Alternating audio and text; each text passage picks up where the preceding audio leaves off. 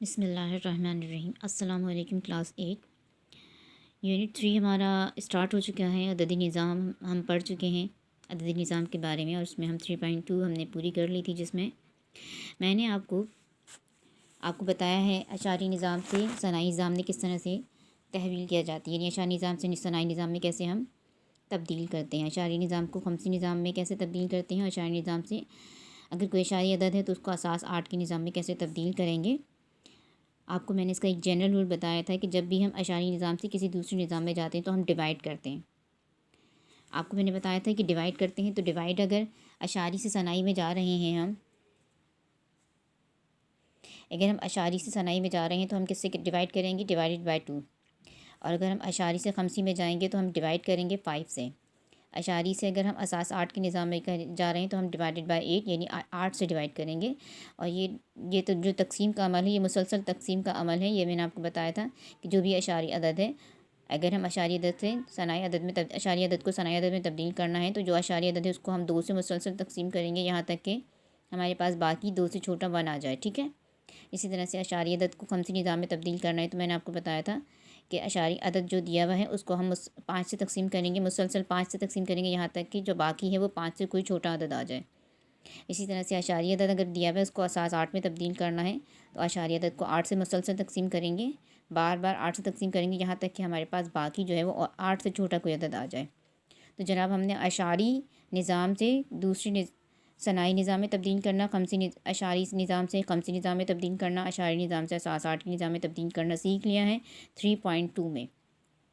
Question ए, question B और question सी में आपको समझा चुकी हूँ। अब हम जो है क्वेश्चन 3 मश्क 3.3 है, जिसमें कि पहला क्वेश्चन जो क्वेश्चन ए है उसमें हमें ये सवाल दिया गया है कि सनाई निज़ाम को अशारी अदाद में तब्दील करनी। अच्छा, इसका भी एक जनरल रूल है, वो ये कि अगर हम किसी दूसरे निज़ाम से अशारी निज़ाम में जाना है, जैसे सनाई से अशारी निज़ाम में जाना है, या खमसी निज़ाम से अशारी निज़ाम में जाना है, या सास 8 के निज़ाम से हमें अशारी निज़ाम में जाना है, तो इसका एक जनरल रूल है, वो ये है कि हमें जब किसी दूसरे निज़ाम से अशारी निज़ाम में जाना होता है तो हम ज़रब करते हैं।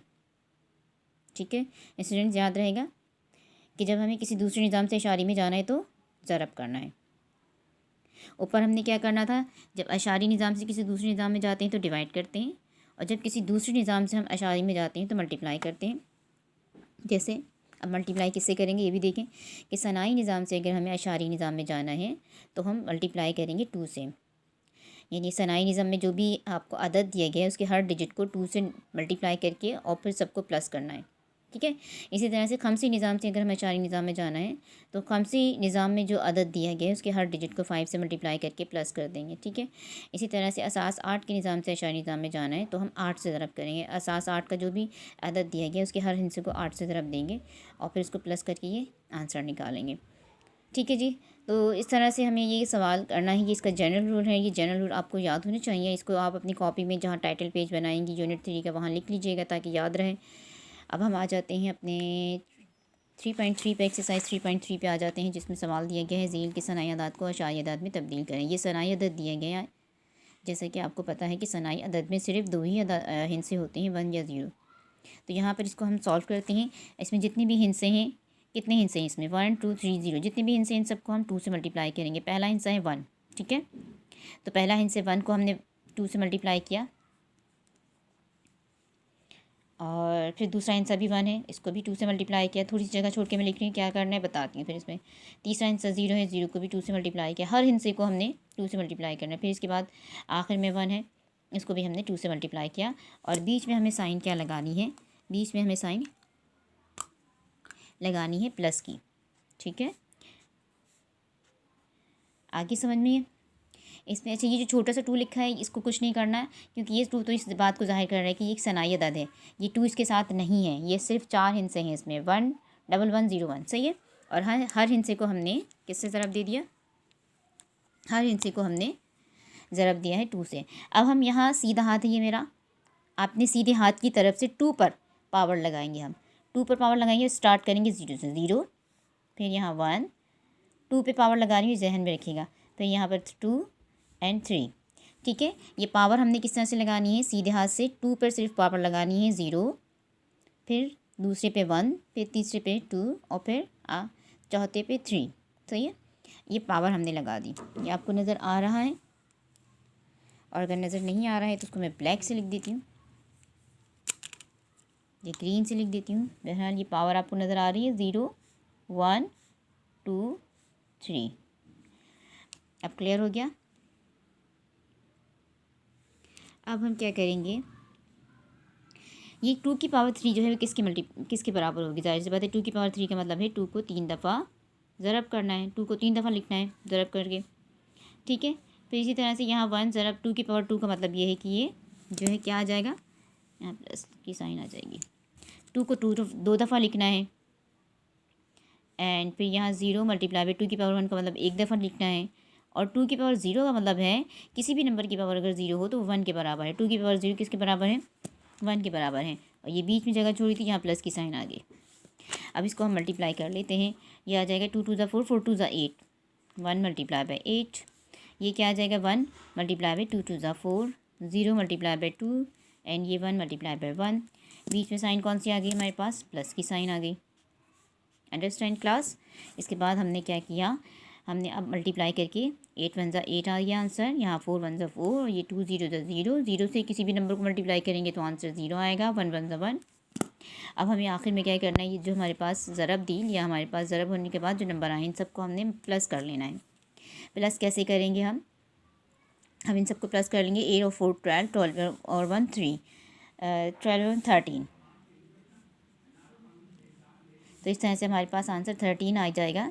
तो हमारे पास इसको, लेकिन आंसर को लिखेंगे इस तरह से कि जो हमारे पास सनाई अदद दिया गया है ये किसके बराबर है, 13 के बराबर है। अशारी अदद 13 के बराबर है। इस तरह से हमने इसको लिखेंगे आंसर को, और आगे हम लिख देंगे this is the answer. Okay class 8। तो कोई इतना मुश्किल क्वेश्चन तो नहीं है, आसान है। बस हमें क्या करना है, बस कंसंट्रेट करना है अपने काम पे, सवाल पे अच्छी तरह से समझने के लिए। दूसरा एक सवाल और है जो मैं इसको इस एक्सरसाइज का आपको करवा रही हूँ। क्वेश्चन नंबर 8 है। इसमें भी जितने भी हिस्से दिए हुए हैं मैं उन सबको ज़रब से ही करेंगे 2 से। पहला हिस्सा है 1 की 1 ज़रब 1 ज़रब 2, फिर दूसरा हिस्सा भी 1 है, 1 ज़रब 2, फिर तीसरा हिस्सा 0 है, 0 ज़रब 2, फिर चौथा हिस्सा 1 है, फिर पाँचवा हिस्सा 0 है, फिर छठा हिस्सा 1 है, और इन सब के दरमियान हमने प्लस की साइन लगाई। अब हमें पावर लगानी है। यहाँ सीधे हाथ से लगाएंगे, 2 के ऊपर पावर लगाएंगे, 0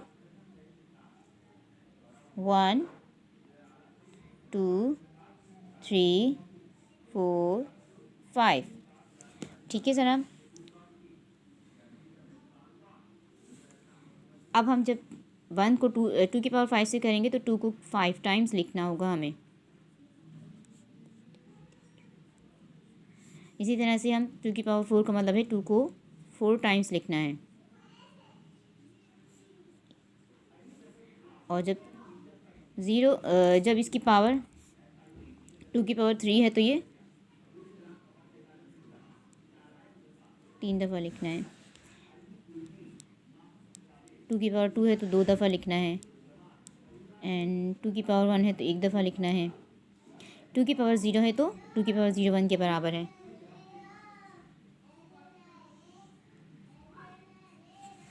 अंडरस्टैंड क्लास। आई होप कि आपको समझ में आ रहा है, ये नज़र आ रहा है आपको। दोबारा से हम आपको बता देती हूँ करीब करके, ताकि आपको समझ में आ जाए क्या किया है मैंने यहाँ 2 की पावर 5 थी तो मैंने इसको 2 को 5 टाइम्स लिखा। 2 की पावर 5 का मतलब यही होता है कि 2 को 5 दफ़ा लिख के इसको मल्टीप्लाई करेंगे। फिर 1 मल्टीप्लाई बाई 2 की पावर 4 था, 2 को 4 टाइम्स लिखा। 0 मल्टीप्लाई बाई 2 की पावर 3, 2 को 3 दफ़ा लिखा मैंने यहाँ। प्लस 0 2 की पावर 2 है तो हमने इसको 2 को 2 दफ़ा लिखा। 1 मल्टीप्लाई बाई 2 की पावर 2 है तो 1 मल्टीप्लाई बाई 2 को 2 दफ़ा लिखा। एंड ये 0 जो है यहाँ पर लिखा, 2 की पावर 1 एक दफ़ा 2 आ गया, और यहाँ पर 2 की पावर 0 1 के बराबर आ गई। 1 ये वाला एक 1 आ गया, 1 ज़रब 2 की पावर 0 1 के बराबर। अब हम इसको मल्टीप्लाई करेंगे और इसका आंसर निकालनी। ये आंसर आ जाएगा 1 मल्टीप्लाई बाई 2 की पावर 5। क्या आंसर आएगा, 2 2 ज़ा 4, 4 2 ज़ा 8, 8 2 ज़ा 16, 16 2 ज़ा 32। ठीक है, यानी कि 5 दफ़ा ज़रब देने पे क्या आंसर आ रहा है, 2 दूनी 4, 4 दूनी 8, 8 दूनी 16, 16 दूनी 32। ठीक है, इसके बाद इसको हम ज़रब करेंगे। ये क्या आंसर आएगा? 2 दूनी 4, 4 दूनी 8, 8 दूनी 16। फिर इसके बाद हम इसको करते हैं, ये 0 है। इसका आंसर क्या आएगा? 2 दूनी 4, 4 दूनी 8। फिर इसको हम करेंगे, ये आ जाएगा 2 दूनी 4। इसको हम करेंगे, ये तो 2 एक ही दफ़ा है, और ये 1 बाय 1 ऐसे ही लिख दिया अभी हमने। इसके बीच में हमने साइन कौन सी लगानी है? प्लस की।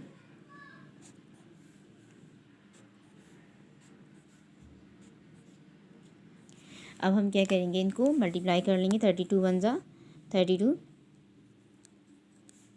16 1 ज़ा 16, 0 8 ज़ा 0, 4 1 ज़ा 4, एंड 0 2 ज़ा 0, एंड 1 1 ज़ा 1। आखिर में हम इन सब को प्लस कर लेंगे। प्लस करना है अब हमें। 32 में 16 प्लस किया तो क्या आंसर आ जाएगा? ये 32 में अगर हम 16 प्लस करेंगे,